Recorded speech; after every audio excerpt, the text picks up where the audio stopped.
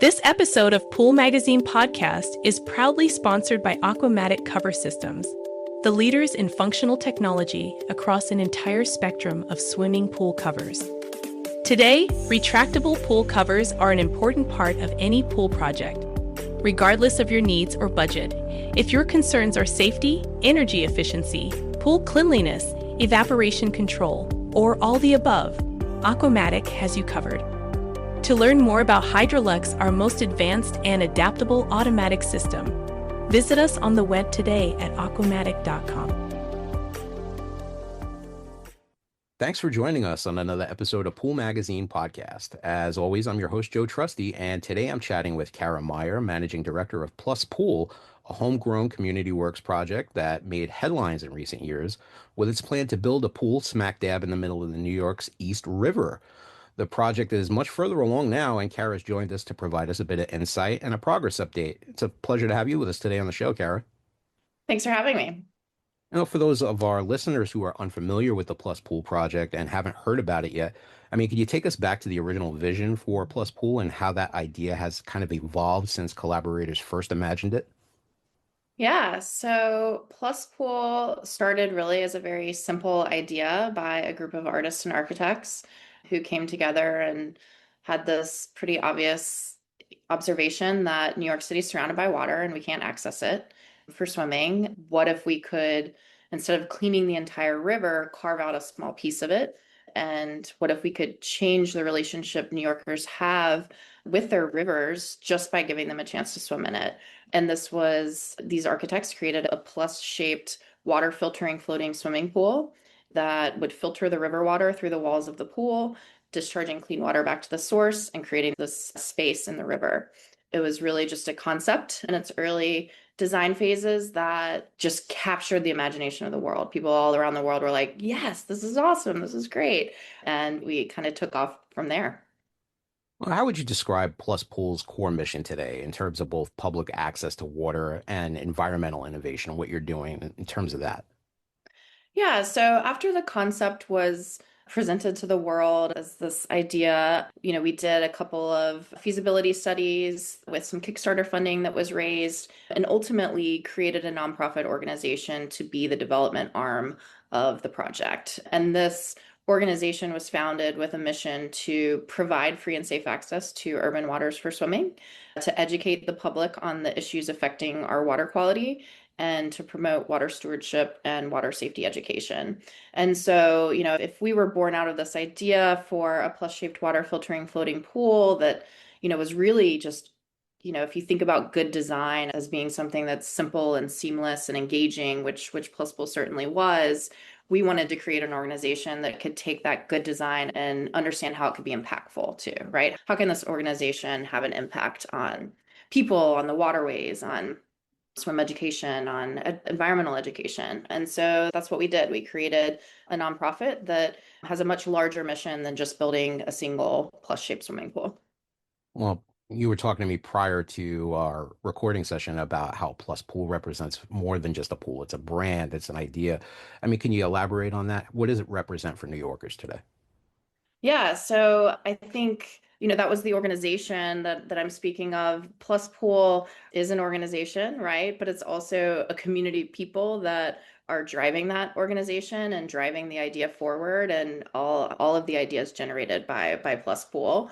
It's a brand that was thoughtfully considered by the original designers of this concept that, is inclusive and celebratory and positive, and quite literally a plus to the waterfront, to New Yorkers' quality of life, to the experience.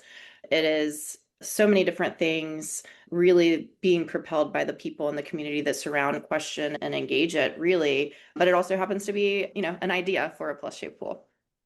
I know that you spoke recently at Pool Horizons in Atlantic City. I saw your Instagram update on their page. Construction recently began and is now underway in my hometown of Brooklyn. I've heard that the first phase of the pool looks a bit different than the original proposed prototype. Can you explain what changes were made to the original design and why they were necessary for this first incarnation of Plus Pool? Yeah, so we are currently building the first Plus Pool, which is a pilot facility that we are developing against new regulations that we've ignited to even allow for this kind of innovation to exist within New York City, within New York State. And so we received capital funding from the governor of New York to do so after this policy was shaped and published by the New York State Health Department and subsequently the New York City Health Department. Again, this mission serving work of our organization that opens up access, not just for us to build our concept, but for other designers, architects, pool creators to conceive of and propose projects within a new regulatory framework that provide access to New York State waters. And the governor gave us funding to pilot against this new regulation, right? So we're going to be the first to go through this policy. And so we took one arm of the plus to do that with that funding. And so we're more or less building like the lounge pool portion, if you consider the plus, as a stepping stone to allow the city and the state to understand how a facility like this would be permitted, would be regulated, would operate. And, our intention is to have this facility operating for a period of time, floating in and out every season until it could be replaced by a full plus pool and other subsequent plus pools that might come out of this, whether they're shaped like a plus or not. I think back to the 1990s, Kara, how dirty the waterways in New York were. I wouldn't have even dreamed of swimming in the East River back then. I remember the basketball diaries that came out around that time, and my friends and I had taken the #1 train all the way up to Riverside in the Bronx to jump off a Sea Rock into the Harlem River. I mean, that was the cleaner of the two rivers at the time. I think what's most intriguing about this project isn't necessarily the shape, but the location of where this pool is going to be located, the East River. I mean, maybe you can explain how the final design and filtration system is going to work. What makes this project different from the traditional swimming pool? Yeah, so really the difference between a traditional swimming pool is that the pool is being fed with the East River water, right? We're not pulling municipal water from city municipal water sources to feed the pool, and we are treating it on site, right? So the concept, true to its original design, is filtering the river water through the walls, right? If you think of the pool as a boat, as a vessel, which it is, it's really, been constructed as a customized kind of barge floating structure. The filtration equipment lives in the hull of that boat in the bottom part. So just like a traditional pool, all of the equipment and the chemicals and everything living, below the pool deck that you don't see, this is where the filtration system and equipment lives and brings the East water in directly from the source because we're not using chemicals or chlorine as a disinfectant. And the idea is that you're really having a natural swimming experience in the natural waters. We are consistently turning the water over at a much faster rate than a traditional pool, but so that people, when they get in the pool, are also not causing any sort of unsafe health conditions from, a contained swimming space. And so we're flushing that water through and consistently refreshing it because we're floating and pulling that water from this. We have an endless source that, all around us. And so that's the critical difference. We're also then discharging that clean water back to the source. So it's actually filtering and cleaning the water while you're swimming in it. The rivers around New York City, to your point, those days of you swimming and jumping, we used to swim in the rivers all the time, over 100 years ago. Of course, industrial pollution and stormwater runoff and all of that has slowly, made that a famous pastime of New Yorkers from the late 1800s, early 1900s. But we're hoping that we can restore that. The waters have greatly improved already just on their own. And that's, I think, been able to kind of unlock this vision and this idea for regulators, officials. There's also been advanced engineering, process controls, a lot of things that have been innovated since we really have cut off our waters from citizens. And this is just one iteration, one intervention, one solution to be able to provide regular, safe access to the waters for swimming. But, a majority of the time, the water is actually safe for swimming now that we've stopped polluting the waters so aggressively from when we really didn't know as much about what our human impacts would be on waterways. And since we started regulating that a little bit more in the United States and around the world, the waters have greatly improved. This project's been a labor of love for your group for the better part of the last decade. I mean, you've been very vocal about the regulatory work that's involved with Plus Pool and what that's helped unlock. What have been the biggest hurdles building a pool in this environment? Has it been logistical, getting approvals, raising funds? I mean, what have you been contending with while trying to turn this vision into a reality? Yeah, I mean, certainly the regulatory was just a no-go, right? Like that there was no process. If we had fully engineered, fully designed, fully conceptualized this as a technical solution, that wouldn't matter, right? Because there was no pathway to build it within existing regulatory structures. So that certainly was one of the biggest challenges, but there's a lot of challenges that lead up to the ability to even make that policy change, right? You have to have the right people to talk to within certain circles of political power, right? We were a bunch of kids who really just had a dream, a vision. And we kind of went down a rabbit hole, if with a lot of naivety at the beginning, thinking that we could do this so swiftly, or it was possible. We had to kind of learn that environment, learn that the language, learn the political systems. When I started and created Friends of Plus Pool to develop this project, I didn't know what a deputy mayor was. I didn't know, what all of the city agencies were that would touch and interact with this project. And so there was a huge learning curve on the political side, I would say. But I think that's any kind of new innovation in today's world. We tend to operate under very antiquated laws and rules. We tend to react to things when there's a problem and not be proactive when, innovations are designed and created in the society we live in and disrupt things, right? We're often reactive. And so this has been kind of an interesting case study, I would say, in how you can really innovate alongside government in a way that will shift the needle, hopefully, we hope, for other people to come after us. And it was really important for us to make sure that as we were learning this system, as we were developing this process, as we were talking to the agencies about how to shape the regulatory pathway that would support this innovation, that we did so with other projects in mind, with other ways that, again, it's really rooted in providing free and safe access to the waters for swimming, not building a single plus-shaped swimming pool of a certain kind of engineering strategy. And so we were taking lessons from other cities worldwide that were starting to open up urban waterways for swimming, learning from other kinds of technologies and innovations. And as a result, New York State has created multiple pathways to open up urban waters for swimming across the state. Well, you said that public funding and private funding have both played a large role in sustaining the project. How has that blended funding model shaped the path of this project? Yeah, so when we created, we decided to create a nonprofit for a couple of reasons. One was to kind of follow inspirational projects of ours, like such as the High Line and that business format and that model, which really leveraged private investment to spur public investment and interest and establish a public-private partnership for public benefit, right?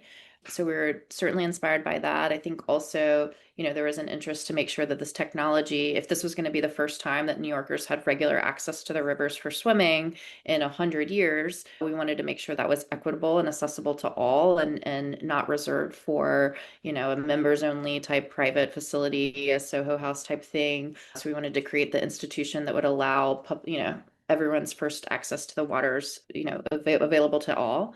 And, there's certainly challenges with that, right? Because fundraising, a philanthropic fundraising model is not easy.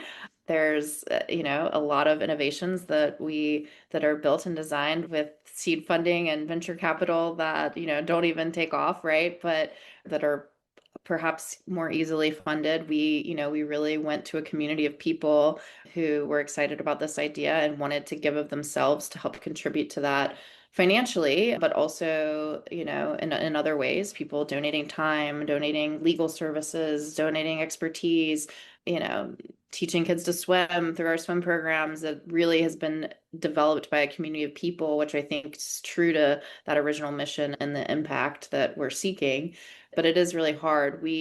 The organization and our operations and all of the programming and the ability to sustain all of this work through ups and downs and permitting changes and all the crazy things that are perhaps a little less sexy in any kind of real estate development or project infrastructure development was all privately funded. We have an incredible board of directors who, it is a labor of love. They're contributing their time, their energy, their money, donors from all over the world and private supporters in New York that have sustained that work And then ultimately, really, the governor unlocked the ability to take that next phase and build the first facility through a capital investment because we wanted to be able to demonstrate together through a public-private partnership that this is something that's possible for the private sector to then one day invest in, right? And so as the first to kind of go through this new process, I think it's really valuable to have that public investment to kind of spur the next generation of swim projects that will happen, hopefully all over our urban waters, so that we can start to really take advantage of the waters that surround us. A lot of people behind this project. I mean, heck, I bought a few pool tiles myself. How has policy changed in New York City because of Plus Pool? I mean, what does that mean for the future of water-based public projects? You talked about how this project might open the floodgate for future Plus Pools around New York State. Yeah, so there's a couple of layers to it. Namely, the New York City and state health code really permits swimming facilities in two ways. There are pools and there are beaches. And our project, for example, other floating pools like you might see in Europe, there's really no pathway for that, or, particularly if we're sourcing the water not from a municipal source. So that was one major change, and that's really how we're ensuring, we're meeting the intention of the health code without following a health code that doesn't provide for this kind of project currently as it sits now. There's also at the state level, the Department of Environmental Conservation classifies waters for different uses based on historic water quality data.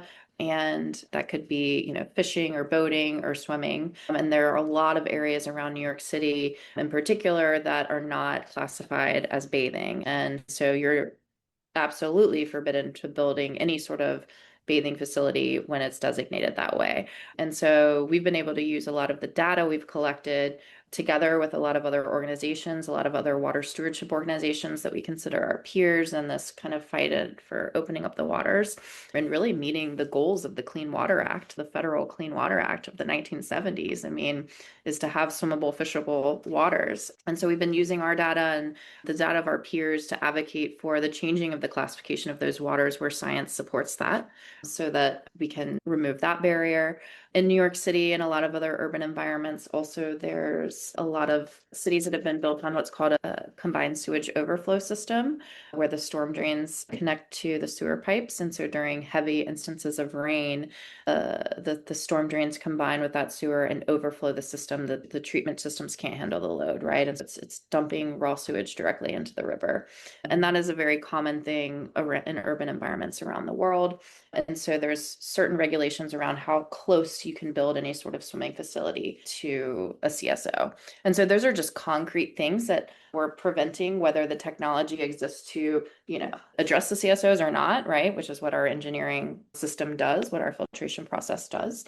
And so this new kind of regulatory framework that's been created has allowed a waiver process by which we could, demonstrate that is not being impacting human health. And so we can still build a swimming space safely, even if there's just this one kind of rule that says, oh, you can't do it within this distance. Well, you can if you are also achieving these and these standards now, thanks to us. Well, we had you guys on the show originally when this project was first making headlines back in 2020. Fast forward to 2026, there's finally a pool floating in Brooklyn. Can you talk to us about the timeline and when the project, this pilot pool, is expected to launch?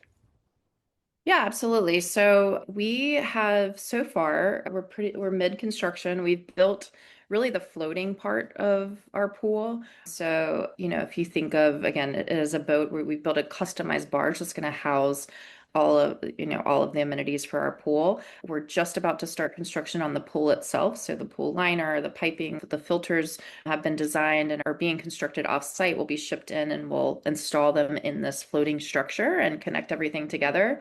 The intent is to do that ahead of the summer, building everything, below deck that feeds and functions and supplies water to the pool, floated in this summer so that the department can see a full-scale operation of the facility and how it operates against some of these new standards, how we are approaching operations and maintaining safety and maintenance of the facility this season. So we plan to do that this summer. And then, the hope is that the health department will then sign off on opening it up for swimming the following season. We'll float it back to the marine yard where we'll do final retrofitting for the pool, the above deck amenities to making it really a usable asset for the public, all of the final decking, the railings, the bathrooms, the showers, the locker rooms, all of those things, which will hook up to municipal water, those showers and things. And then we'll float it back in hopefully for summer 2027 launch. All right, so the initial barge is there, but we're still a few months out from a pool floats in Brooklyn, right? Yeah, our hope is that we'll float it in the summer. Okay, great. So, I mean, can you talk to us about the educational and outreach programs that are tied to Plus Pool? You mentioned that real briefly. I mean, can you elaborate on that a little bit? Yeah, so this was one of the first things we did, largely because we did not have a pathway with all of those political systems I mentioned. And, we really see, our vision for the future of New York City and other urban environments like it is that the people are enjoying their rivers, all shapes and sizes. The people that represent the full diversity of a city like New York are really able to enjoy their city's water. And we realized very early on that due to the lack of adequate swim facilities, there's really a lack of adequate swim education as well. And New Yorkers don't know how to swim. And so we realized that, we're not going to have this inclusive pool for everyone that we've been billing as a pool for everyone, as everyone's opportunity to engage with their waters for the first time in hundreds of years. Not everyone's going to be able to enjoy that if they don't have the skills to be safe in the water. And so one of the first programs we launched was a Learn to Swim program. We focused on low-income youth because data really has shown that low-income New Yorkers are the least likely to have the ability to take swim lessons or learn to swim. We partnered with the New York City Housing Authority here in New York to place students in that program. And since we launched it at the start of the founding of our organization, we've served over 1,500 kids, youth in New York City, and taught them how to swim and be water safe. We eventually ended up expanding that to adults, largely because a lot of these kids' parents were saying, well, I want to learn how to swim now. And so we launched an adult program.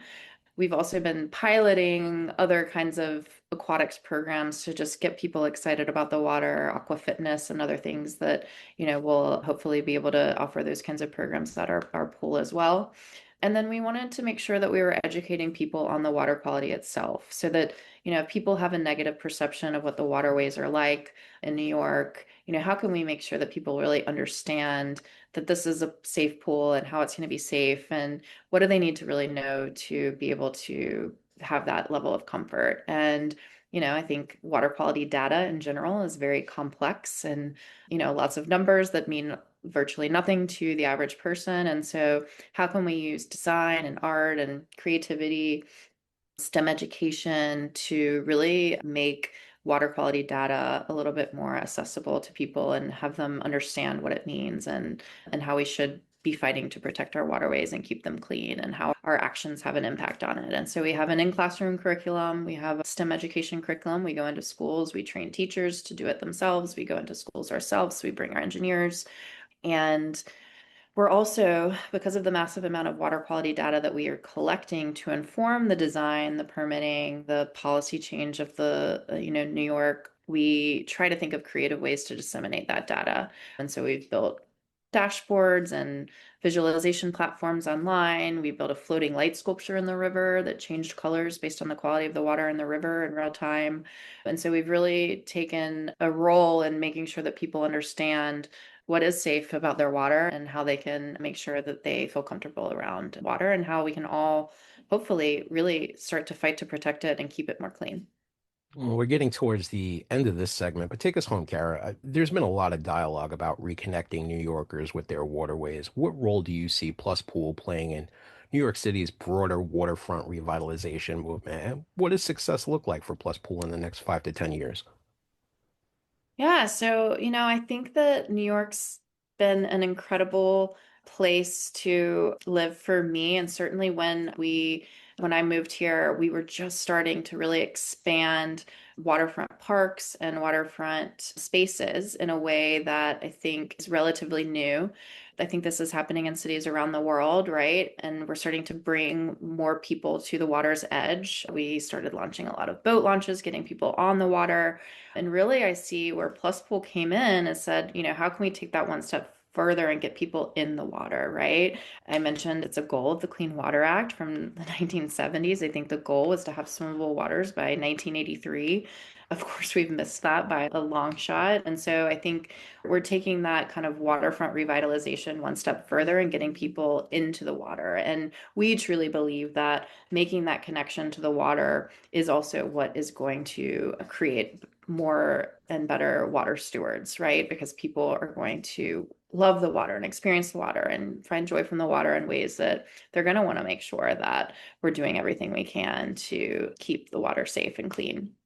And so I think that in some ways we've already started that work and that change has been made. There's a lot of people who know about CSOs now because of us. There's a lot of, there's new policy in place that is going to allow people to access the water and get in the water.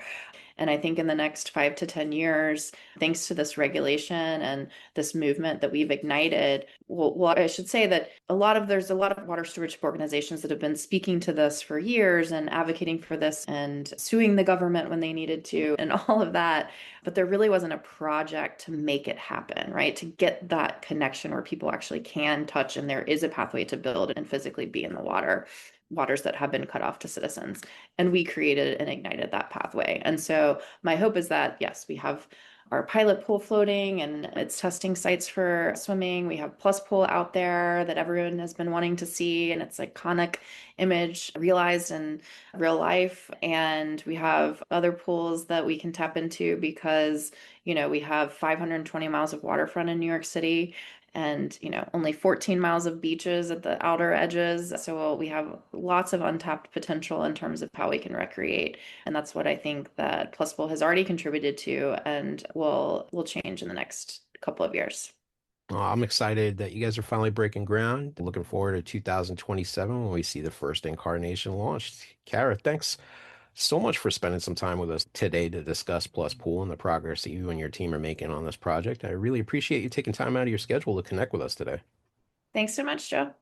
Well, that's all the time that we have left for today. Make sure to like, share, follow, and subscribe, and we'll catch you next time on another episode of Pool Magazine Podcast. This episode of Pool Magazine Podcast is proudly sponsored by Aquamatic Cover Systems, the leaders in functional technology across an entire spectrum of swimming pool covers. Today, retractable pool covers are an important part of any pool project.